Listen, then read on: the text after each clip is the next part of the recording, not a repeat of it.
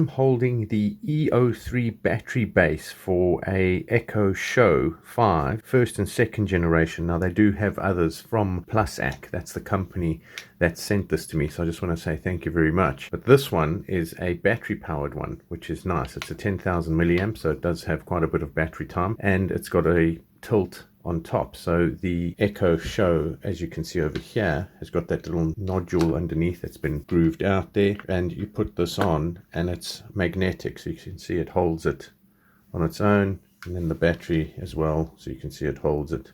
So it's quite a strong magnet. And the power at the back, you can plug in the power cable which comes with it. Now this is the other Plusac stand which I have. There's another video on that if you want to check that out. This one is not battery operated, it's just a power bank with some USB plugs, so you can extend your USB charging.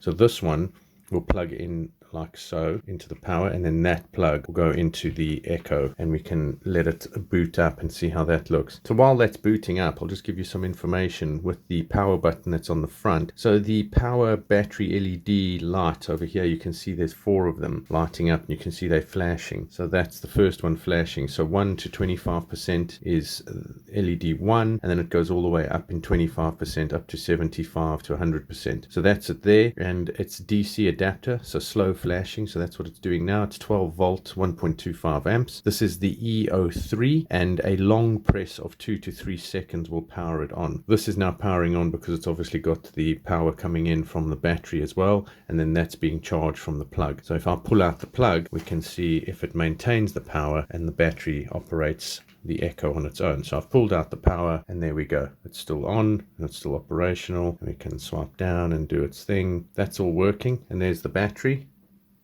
Really easy to use, really easy to set up. You can see it's got the tilt, so that's nice. So you can aim it up if you want, you can put it down, and it's nice and neat.